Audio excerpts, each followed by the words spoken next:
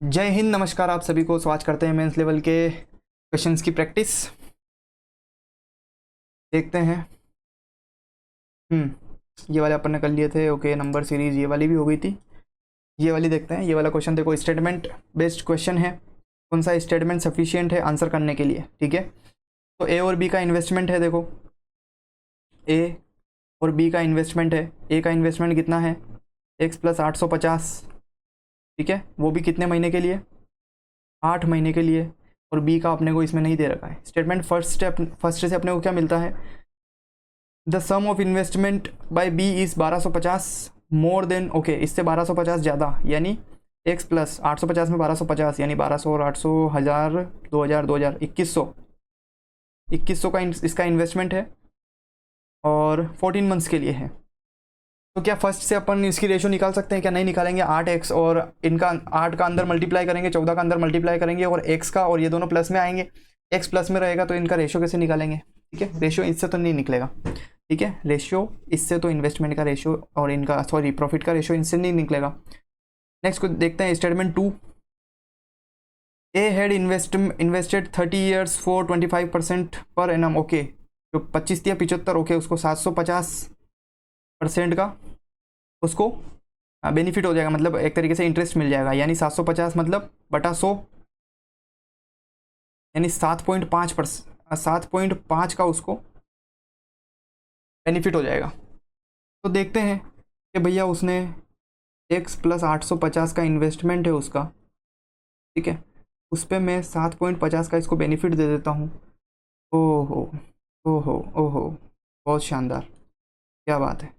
यहाँ पे अपने को पागल बनाने की कोशिश की गई थी। जब मैं 75 को 85 से मल्टीप्लाई करूँगा तो यही वैल्यू आएगी। देखो 7.5 मेरे को यहाँ से दिखा, x का 7.5 गुना करना है तो 7.5 तो वैसे ही दिख रहा है। तो ये तो रिडंडेंट हो गई ना, इसका तो कोई मतलब ही नहीं रहा। ये तो चीज़ अपने को पहले ही पता है। अगर किसी भी इस चीज़ का अगर मैं 30% 30 साल के लिए 25% पे अगर मैं इसको देता तो ऑब्वियसली ये तो वैल्यू 7.5x प्लस 6375 ही आनी थी। सो ये तो रिडंडेंट अनावश्यक स्टेटमेंट है। सो दोनों से ही आंसर नहीं आएगा। Not sufficient, both first and second together are not sufficient to answer the question. किसी भी स्टेटमेंट या सिंगल से अपन इसका रेशियो नहीं निकाल सकते प्रॉफिट का। ठीक है, नेक्स्ट क्वेश्चन है। ओके, इसमें ये थोड़ा बड़ा ओके नाइस, ये वाला क्वेश्चन देखते हैं। Boat P and Q are travelling in river called Y downstream speed of P is 20% more than downstream speed of Q. ठीक है, और upstream speed, downstream speed क्या होती है कि पानी की दिशा की तरफ चलना, पानी की दिशा की तरफ तैरना, तो डाउन स्ट्रीम यानी उसकी स्पीड ज़्यादा होगी। और अगर उसी टाइम अगर मैं इस तरफ पानी बह रहा हूँ उसकी विपरीत दिशा में तैरूंगा तो मेरी स्पीड कम होगी, वो अप स्ट्रीम कहलाती है। पानी की दिशा की विपरीत दिशा में जाना अप स्ट्रीम और पानी की दिशा में चलना downstream. Is 8 kilometre less than the downstream speed of Q. A head okay, a head flowing. Okay, यहाँ से कुछ नया डाटा है। हेड जो है, कोई टोपी जो है वो वाई स्पीड से और डी मिनट लेती है 15 किलोमीटर ट्रैवल करने में। और if the stream was doubled, okay, stream को डबल कर दिया है, then the head put. Okay, यहाँ पे बहुत ही शानदार चीज़ निकल के आती है यहाँ पे। ठीक है, यहाँ से देखते हैं अपन बाद में। And minutes and travel the same distance. Okay, let, okay, y को स्ट्रीम की स्पीड लेना है तो देख लेते हैं पहले। देखो यहाँ पे downstream, upstream, v और एस। वी और एस क्या होगी? बोट की स्पीड है ये, और ये स्ट्रीम की स्पीड है, स्ट्रीम, और यहाँ पे बोट की स्पीड है ये। ठीक है, पी और क्यू के लिए अलग अलग बना लेते हैं।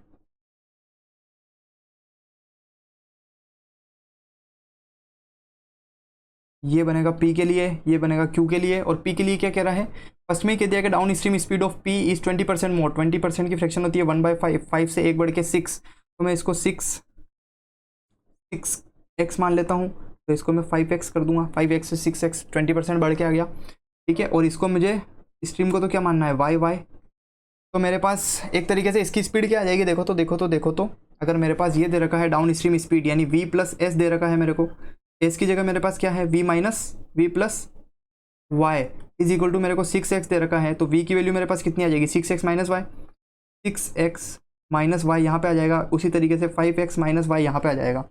और अप स्ट्रीम स्पीड है तो v में से इसको और घटा दूंगा तो 6x -2y यहाँ पे मिल जाएगा और 5x -2y यहाँ पे मिल जाएगा। ठीक है, ये सारी अपने पास स्ट्रीम आ गई, सारा तामझाम कर लिया अपन ने। अब हेड जो है, कोई टोपी जो है वो y की स्पीड से, बेचारे किसी की टोपी अगर पानी में गिर गई है तो वो y की स्पीड से यानी स्ट्रीम की स्पीड से ही चलेगी ना। देखो टोपी के अंदर कोई मशीन तो लगी हुई नहीं है जो वो अपने हिसाब से चलेगी। ठीक है, जैसे कि बोर्ड के अंदर तो मशीन लगी हुई होती है तो उसको अपन जो है स्पीड उसकी भी गिनते हैं। तो हेड जो है वो तो पानी की दिशा में ही चलेगी ना, जिधर पानी जा रहा है उसी तरफ टोपी निकल लेगी। ठीक है, समझ रहे हो ना। तो हेड फॉलोइंग वाई जो है, वाई की स्पीड से वो चल रही है, स्ट्रीम की स्पीड से डी मिनट लेती है 15 किलोमीटर में। अब जो स्पीड यहाँ पे देखो, यहाँ पे जो क्लू था ना वो वाला है कि अपने पास जो है 15 किलोमीटर की डिस्टेंस ही अपने को तय करनी है, 15 किलोमीटर की डिस्टेंस ही अपने को निकालनी है। तो डिस्टेंस यहाँ पे क्या है, कांस्टेंट है, डिस्टेंस 15 किलोमीटर ही है। और स्पीड का रेशो में क्या निकाल पा रहा हूँ कि स्पीड जो है वो 1 से 2 हो गई है, स्पीड 1 से 2 हो गई है। तो जब डिस्टेंस कांस्टेंट होता है तो टाइम की स्पीड इसकी उल्टी हो जाती है डिस्टेंस की स्पीड के। ठीक है, तो उसको टाइम कितना ज़्यादा रख रहा है, यहाँ पे डी मिनट लग रहा था और यहाँ पे डी -45, इन दोनों का डिफरेंस कितना आ रहा है भैया, इन दोनों का डिफरेंस आ रहा है 45, डी माइनस डी प्लस 45, कितना आ रहा है डिफरेंस 45। और यहाँ पे अपने पास डिफरेंस कितना आ रहा है टाइम का, 1 यूनिट। तो 1 यूनिट की वैल्यू मेरे को मिल गई 45, 2 यूनिट की वैल्यू मिल गई मेरे को 90, 1 यूनिट की वैल्यू मिल गई मेरे को 45। ठीक है, अगर डी की वैल्यू मेरे पास 45 है तो डी -45 की वैल्यू मेरे पास 45 है ना भैया। तो डी की वैल्यू यहाँ पे क्या आ गई मेरे पास, डी की वैल्यू आ गई मेरे पास 90। अब ये कह रहा है कि डी मिनट लेता है 15 किलोमीटर की स्पीड से। देखो 15 किलोमीटर की तो इस अपने पास लेंथ है। तो एक तरीके से अगर मेरे को चाल निकालनी हो, चाल बराबर उसका फॉर्मूला क्या होता है, दूरी बटा समय, दूरी बटा समय। दूरी कितनी है 15 किलोमीटर और समय अपने पास कितना है 90 मिनट, मिनट को आवर्स में चेंज कर देता हूँ तो 60 ऊपर चला जाएगा, बटा में है तो मेरे पास भैया जी यहाँ से y की वैल्यू आएगी कि नहीं आएगी, 3 दूनी 6, 3 तिया 9, तीनों पंजो 15। तो y की वैल्यू मेरे पास आई कि नहीं आई, 10 किलोमीटर प्रति घंटे की रफ्तार से। स्ट्रीम की वैल्यू आ गई मेरे पास 10 किलोमीटर प्रति घंटा। ठीक है, एक चीज़ और बीच में देखते हैं, यहाँ पे देखो ये वाली value, up stream speed of boat P, up stream speed of boat P कितनी है देखो तो ज़रा, 6x - 2y, 6x - 2y। Okay just a second, 6x - 2y अपने पास अब स्ट्रीम की स्पीड है, वो किससे लेस है, down stream speed of Q, down stream speed of Q क्या है 5x, कितनी कम है, बराबर में 8 कम है। तो 5x - 6x प्लस का 2y बराबर 8। तो यहाँ पे क्या बनेगा, 2y - x बराबर 8। ये वाला रिलेशन मेरे को बना, इससे मैं क्या x की वैल्यू निकाल सकता हूँ, क्योंकि मेरे पास d की वैल्यू तो आ गई, y की वैल्यू आ गई, y की वैल्यू मैं यहाँ पे पुट कर देता हूँ। तो 20 उधर जाके बन जाएगा -20। तो यहाँ पे बनेगा x की वैल्यू यहाँ से निकल के आ जाएगी मेरे पास 12। ठीक है, तो x की वैल्यू मेरे पास कितनी आ गई 12, तीनों ही वैल्यू आ गई। ठीक है, अब अपने पास क्वेश्चन में क्या पूछ रखा है, the value of d is multiple of y + 5। d की वैल्यू कितनी है 90, y + 5 यानी 10 + 15, क्या 15 का मल्टीपल है क्या 90, बिल्कुल है, बिल्कुल है, ये वाला राइट हो गया। अब stream speed of boat p is 52 kilometre. अब स्ट्रीम स्पीड देखो तो ज़रा p की ये रही 6x - 2y यानी 12 × 65 12 × 72 - 20, क्या आ रहा है 52 आ रहा है क्या, 52 आ रहा है, बिल्कुल ये वाली भी बिल्कुल सही स्टेटमेंट है। 52 किलोमीटर प्रति घंटा पी की अप स्ट्रीम स्पीड है। और down stream speed of boat Q is D यानी 90 - 3y यानी 30, 60 है क्या क्यू की स्पीड, ये देखो 12 × 5, x की वैल्यू 12 है ना तो 60 आ रही है ना, बिल्कुल ये स्टेटमेंट भी बिल्कुल करेक्ट है। तो all three statements are true, all three statements are true. ठीक है, this will be the answer of this particular question. Next देखते हैं, ये काफ़ी बड़ा हो जाएगा, अभी नहीं करते हैं, नेक्स्ट वीडियो में करेंगे। ठीक है, ये देखते हैं, इस में भी स्टेटमेंट बेस्ड क्वेश्चन है। पूरा बनाने की ज़रूरत नहीं रहती है। देखो स्टेटमेंट के अंदर अपने को अजम्पशन करना आना चाहिए कि हाँ अगर सिंगल वेरिएबल सिंगल इक्वेशन बन रही है तो इससे आंसर निकल जाएगा। डबल वेरिएबल है, डबल इक्वेशन बन रही है, दो इक्वेशन बन रही है और डबल वेरिएबल है तो उससे भी एक उन डबल वेरिएबल की जो है मान अपने पास आ जाएगा। ठीक है, कभी कभी ही ऐसा होता है कि नहीं आता है, लेकिन मैक्सिमम चांसेस वही रहते हैं कि मतलब आंसर जो है वो आ जाता है। तो इसके अंदर देखते हैं, देखो अमित और बादल दोनों आदमी हैं बेचारे, इन्होंने स्टेटमेंट किया, बिजनेस स्टार्ट किया है एक्स। ओके, यहाँ से लिख लेते हैं, अमित है और बादल है, अमित है और बादल है, दोनों का इन्वेस्टमेंट कितना है, इसका इन्वेस्टमेंट है एक्स और इसका इन्वेस्टमेंट है कितना, एक्स प्लस 130। ठीक है, और इसका है वाई प्लस 3 मंथ के लिए और इसका है वाई मंथ्स के लिए। ठीक है, और इन दोनों का बाद में दे रखा है कि दोनों का प्रॉफिट शेयर जो है वो इक्वल है, यानी 1:1 की रेशियो में है। ठीक है, तो इसको फर्दर सोल्व करते हैं तो क्या आएगा, x y plus 3x is equal to, देखो मैं डायरेक्ट लिख रहा हूँ, इसको बटा में करके मैं इसको यहाँ पे बटा में लिखता, फिर बराबर में एक एक करता, फिर इनको क्रॉस मल्टीप्लाई करता तो वही चीज़ आ जाती। ठीक है, 1:1 में है इन दोनों की वैल्यू, तो इनका क्या बनेगा, x y plus 130y, x y से एक्स वाई कट गया, 3x बराबर 130y। तो x और y की रेशियो मेरे पास कितनी आ गई, 130 और 3। x को मैं मान लेता हूँ 130 के और 3 को मैं मान लेता हूँ 3 के, ताकि मेरे पास एक सिंगल वेरिएबल में क्वेश्चन चलता रहे। अब देखो क्वांटिटी फर्स्ट देखते हैं, क्वांटिटी फर्स्ट, चेतन और शिवम नए आदमी आ गए, आज अमित और बादल थे। अब स्टेटमेंट सेकंड फर्स्ट में अपने से और ज़्यादा मेहनत करवाने के लिए चेतन और शिवम को भी ले आया है, तो ये है चेतन और ये है शिवम। ठीक है, दोनों ने स्टार्ट किया है बिजनेस, इसने कितना किया है एक्स के लिए और इसने किया है एक्स प्लस 260 रुपये से, इसने किया है y-4 मंथ के लिए और इसने किया है y मंथ के लिए, और रेस्पेक्टिव रेशियो इनकी दे रखी है कितनी, 3:2।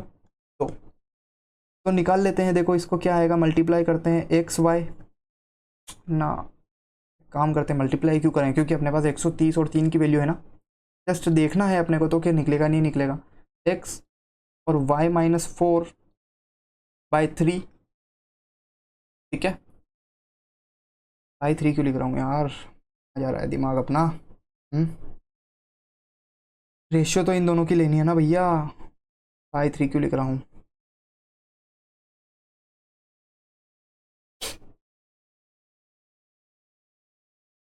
और इधर लूँगा मैं x प्लस 260 गुणा y और बराबर में लिख दूंगा मैं 3 और 2 की रेशियो है इनकी। अब लिखता हूँ मैं x की जगह 130 के, यहाँ पे लिखता हूँ मैं 3 के -4, ये आएगा ना। और यहाँ पे आएगा मेरा x, यानी 130 के प्लस 260 और 3 के बराबर में मेरे को मिलेगा 3/2। देखो k से k कट जाएगा, ठीक है, और यहाँ से मल्टीप्लाई हो जाएगा, ये 13 दूनी 26, 260 इंटू 3 के -4 इजिकल टू 3 तिया 9, यानी 130 के प्लस 260 इंटू 3 तिया 9, मल्टीप्लाई करेंगे, 6 तिया 18 का 8 हासिल, 1 3 दूनी 6 और 1 7। देखो यहाँ से ही पता पड़ गया कि सिंगल वेरिएबल सिंगल इक्वेशन बन रही है, लेकिन मैं फर्दर सोल्व कर रहा हूँ, देखते हैं क्या आंसर निकलता है या निकलता है। 6 चौक 24, 4 2 4 दूनी 8 9 10 और यहाँ पे 0 बराबर में आएगा 13 निम 117 0 के प्लस 9 छंग 54, 5 9 दूनी 18 और 5 18 19 20 21 22 और 23। 230।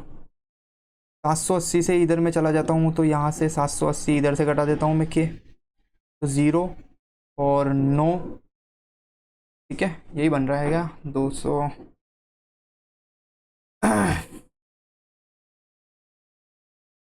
780 तो यहाँ पे बन रहा है 260 इंटू 4 अगर मैं कर रहा हूँ तो 1040 बन रहा है, ठीक है। तो 0 और 8, 9 10 7 8 9, और यहाँ पे बनेगा 10, यहाँ पे बनेगा 390। 390 के इज इक्वल टू ये इधर आ जाएगा, ये इधर आ जाएगा। कहीं ना कहीं तो गलती हुई है, कहीं ना कहीं तो अपन ने गलती करी है ना। ए प्लस का आएगा क्या नीचे, y-4 टाइम के लिए हुआ है, इसका y टाइम के लिए हुआ है, एक्स वाई y-4 और x प्लस 260 y टाइम के लिए, x प्लस 260 y टाइम के लिए, 130 3 के माइनस, ठीक है। और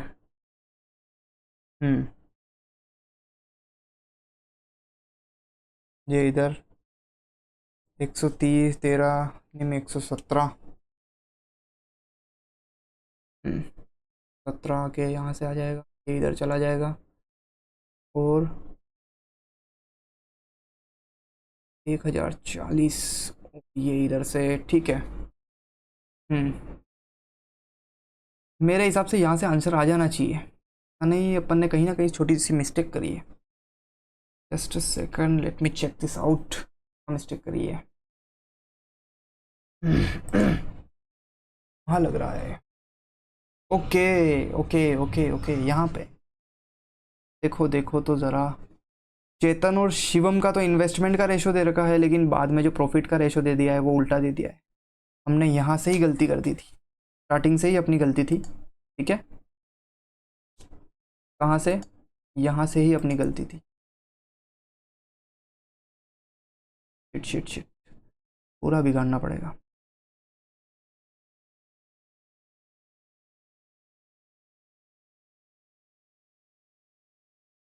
ये जो अपना रेशियो आएगा ना, ये अपने को दे रखा था शिवम और चेतन का, अपन ने चेतन और शिवम का लेके 3/2 लिख दिया, लेकिन आएगा ये 2/3 का आएगा, ठीक है। सो 130 के और 3 के -4 बटा 130 के प्लस 260, और ये था 3 के बराबर 2/3 आएगा, ठीक है। और यहाँ से के कट जाएगा, तो ये बनेगा 13 दूनी 26, 260, ठीक है।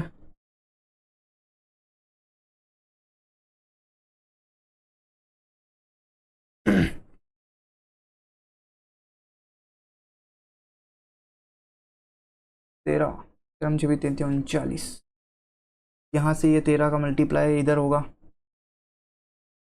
के से के तो कट गया ना, 130, ठीक है। मल्टीप्लाई ओके, यहाँ से मैं 3 से 3 ये भी तो काट सकता हूँ ना, सिंपल हो गया बिल्कुल ये तो। 13 एकम 3 के से ये भी तो कट जाएगा, 3 से 3 भी कट गया, तो बचा क्या,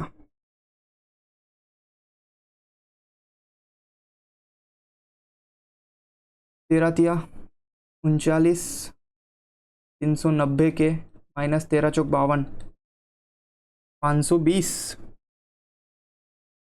13 तिया 39 के -13 चौक 52 बराबर 130, यानी 13 13 13 दूनी 26, 260 के प्लस 26 दूनी 52 यानी 520,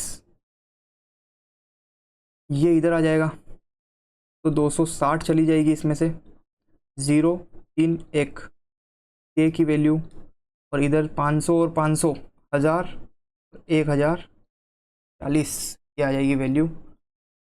10 में 117, 13 8 104, 13 8 104 ही होता है ना, 8 3 24, 2 8 का मान 9, ठीक है।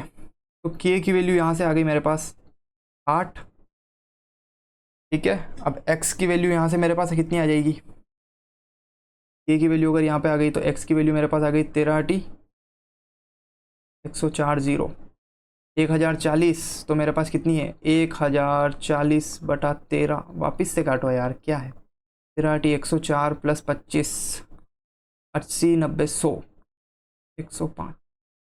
तो ये वैल्यू तो सिंगल वेरिएबल सिंगल इक्वेशन आपको बताने के लिए पूरी सॉल्व करी है, बाकी पूरी सॉल्व नहीं करनी रहती है, ठीक है।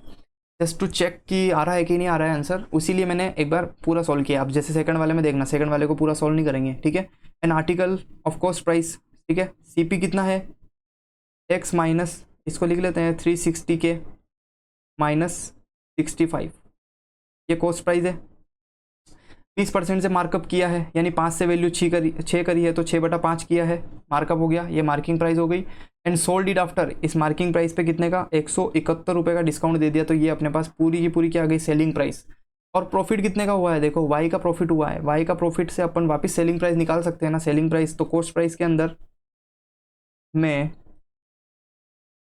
कॉस्ट प्राइस के अंदर में वापस जब मैं वाई की वैल्यू यानी 3 के प्रॉफिट जोड़ दूंगा तो ये भी सेलिंग प्राइस, ये भी सेलिंग प्राइस, इन दोनों से भी वैल्यू आ जाएगी सिंगल वेरिएबल्स और सिंगल इक्वेशन, ठीक है, के से के की वैल्यू। तो either first and second are sufficient, either दोनों से इंडिविजुअली आंसर आ जाएगा, ठीक है। तो आई होप कि आपको क्वेश्चन पसंद आया होगा। एक सिली मिस्टेक कर दी थी बस वो चेतन और वो वाली, वही कुछ मिस्टेक्स होती है जो ध्यान में रखनी होती है, क्योंकि पहले जो है वो रेशो दिया था, देखो अपने को चेतन और शिवम का रेशो दिया था यहाँ पे, ठीक है, चेतन और शिवम का दिया था ना अपने पास, जो था ये था चेतन और शिवम का इन्वेस्टमेंट दे रखा था, और अपन ने बाद में भी चेतन और शिवम का ले लिया, लेकिन दे किसका रेशो रखा था, शिवम और चेतन का रखा था, उल्टा उल्टा दे रखा था। इससे अपने को 3 और 2 और 2 और 3 में अपने मिस्टेक होने की वजह से थोड़ा सा टाइम ज़्यादा लग गया। बाकी ये छोटी छोटी मिस्टेक्स होती है, इन्हीं को सुधारते हुए आगे बढ़ते रहेंगे धीरे धीरे, और ये छोटी छोटी मिस्टेक्स ही अपने को अब अगली बार जब भी अपन कभी क्वेश्चन करेंगे तो डेफिनेटली अपने माइंड में रहेगा कि अगले वाली रेशियो भी अपन देख लें कि उल्टी तो नहीं दे रखी है कहीं, ठीक है। सो थैंक यू एवरीवन, और भी आगे वीडियोस में अपन प्रैक्टिस करेंगे, थैंक यू।